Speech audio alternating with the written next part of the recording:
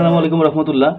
গণপ্রজাতন্ত্রী বাংলাদেশ সরকার বাণিজ্য মন্ত্রণালয় আমদানি ও রপ্তানি প্রধান নিয়ন্ত্রকের দপ্তর একটি নিয়োগ বিজ্ঞপ্তি প্রকাশ হয়েছে। প্রকাশ তারিখ 16 মে 2024 খ্রিস্টাব্দ। আপনারা এসএসসি এবং এসএসসি পাশে নারী ও পুরুষ উভয় প্রার্থীগণ আবেদন করতে পারবেন। আজকের ভিডিওতে জানাবো পদের নাম, পদ সংখ্যা, শিক্ষাগত যোগ্যতা, কোন কোন জেলার প্রার্থীগণ আবেদন করতে পারবেন, কিভাবে আবেদন করতে হবে, আবেদন করতে কত টাকা খরচ হবে। বিস্তারিত জানতে সম্পূর্ণ ভিডিওটি দেখুন। আমদানি ও রপ্তানি প্রধান নিয়ন্ত্রকের দপ্তরের রাজস্ব খাতভুক্ত নিম্নোক্ত পদসমূহে সরাসরি নিয়োগের জন্য পদের পাশে বর্ণিত শর্তে প্রকৃত বাংলাদেশী নাগরিকের নিকট হতে নিম্নবর্ণিত শর্ত সাপেক্ষে অনলাইনে ccie.teledoc.com.bd ওয়েবসাইট দরখাস্ত আহ্বান করা যাচ্ছে। অনলাইন ব্যতীত কোনো আবেদন গ্রহণ করা হবে না। 1 নম্বর যে পদটি রয়েছে সার্টিফিকেট কাম কম্পিউটার অপারেটর, বেতন স্কেল 12,500 থেকে 30,230, পদের সংখ্যা একটি। শিক্ষাগত যোগ্যতা ও অভিজ্ঞতা, কোন শিক্ষিত বোর্ড হতে উচ্চ মাধ্যমিক সার্টিফিকেট, এসএসসি বা সমমানের পরীক্ষায় উত্তীর্ণ, কম্পিউটার পরিচালনার দক্ষতা, সার্টিফিকেটের সর্বনিম্ন গতি প্রতি মিনিটে ইংরেজিতে 80 শব্দ এবং বাংলায় 50 শব্দ, কম্পিউটার মুদ্রাক্ষরের সর্বনিম্ন গতি প্রতি মিনিটে ইংরেজিতে 30 ও বাংলায় 25 শব্দ। 2 নম্বর যে পদটি রয়েছে সার্টিফিকেট কাম কম্পিউটার অপারেটর, বেতন স্কেল 11,300 থেকে 27,300, পদ সংখ্যা একটি। শিক্ষাগত যোগ্যতা ও অভিজ্ঞতা, কোনো শিক্ষিত বোর্ড হতে উচ্চ মাধ্যমিক সার্টিফিকেট বা সমমানের পরীক্ষায় উত্তীর্ণ, কম্পিউটার পরিচালনার দক্ষতা, সার্টিফিকেটে সর্বনিম্ন গতি প্রতি মিনিটে ইংরেজিতে 80 শব্দ এবং বাংলায় 50 শব্দ, কম্পিউটার মুদ্রাক্ষরের সর্বনিম্ন গতি প্রতি মিনিটে ইংরেজিতে 30 ও বাংলায় 25 শব্দ।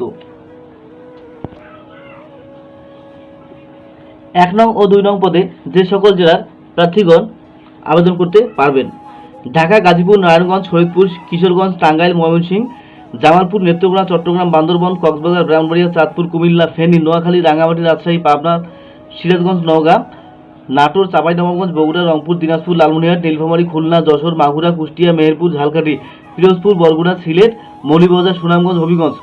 তবে এতিম ও শারীরিক প্রতিবন্ধীগণের ক্ষেত্রে সকল জেলার প্রার্থীগণ আবেদন করতে পারবেন।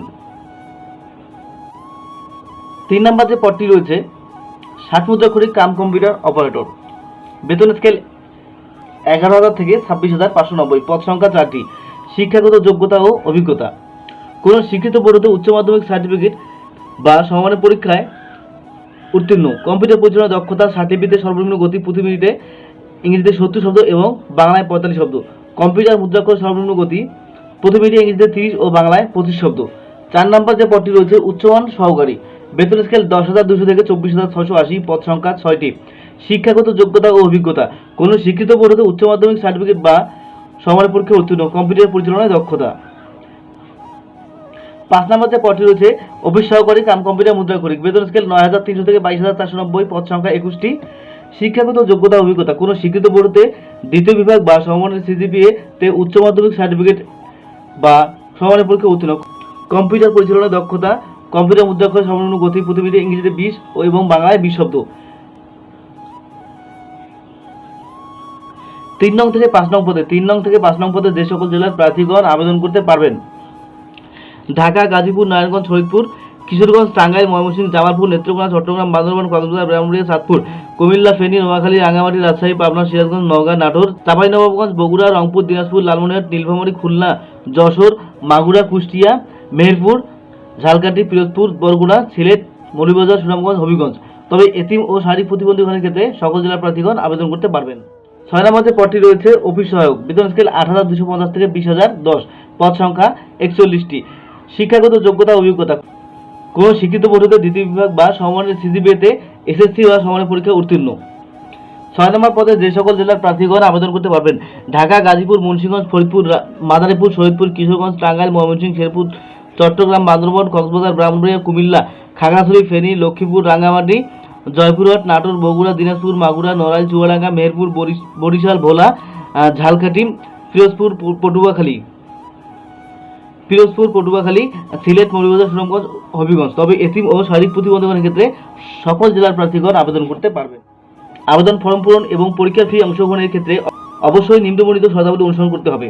30/04/2024 খ্রিস্টাব্দ তারিখে প্রার্থীর বয়সসীমা 18 থেকে 30 বছর এবং বীর মুক্তিযোদ্ধা, শহীদ মুক্তিযোদ্ধার পুত্র কন্যা ও শারীরিক প্রতিবন্ধীগণের বয়সসীমা 18 থেকে 32 বছর। বয়স প্রমাণের ক্ষেত্রে এফিডেভিট গ্রহণযোগ্য নয়। লিখিত ও মৌখিক পরীক্ষা অংশগ্রহণের জন্য কোনো প্রকার টিএডিএ প্রদান করা হবে না। এসএমএস প্রেরণের নিয়মাবলী ও পরীক্ষার ফি প্রদান। অনলাইনে আবেদনপত্র অ্যাপ্লিকেশন ফর্ম যথাযথভাবে পূরণ করে নির্দেশনা মতো ছবি এবং সিগনেচার আপলোড করে আবেদনপত্র সাবমিট করা সম্পূর্ণ হলে কম্পিউটারে ছবি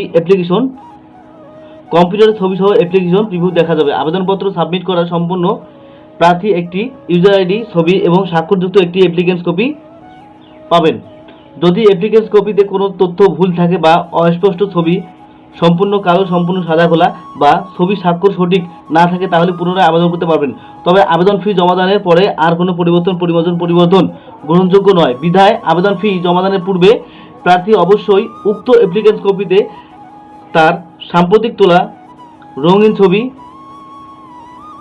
নির্ভুল তথ্য ও স্বাক্ষর সংযুক্ত থাকা ও এর সঠিকতার বিষয়টি পিডিএফ কপি ডাউনলোডপূর্বক নিশ্চিত করে রঙিন প্রিন্ট করে সংরক্ষণ করবেন।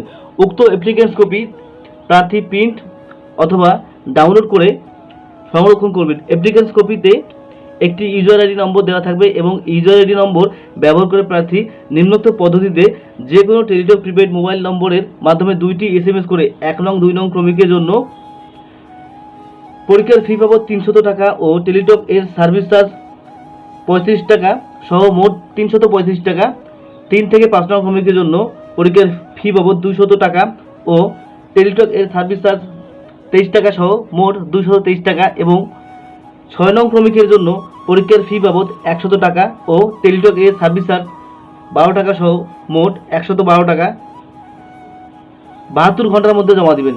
বিশেষভাবে উল্লেখ্য যে অনলাইনে আবেদনপত্রের সকল অংশ পূরণ করে সাবমিট করা হলেও পরীক্ষার ফি জমা না দেওয়া পর্যন্ত অনলাইনে আবেদনপত্র কোনো অবস্থাতেই গৃহীত হবে না।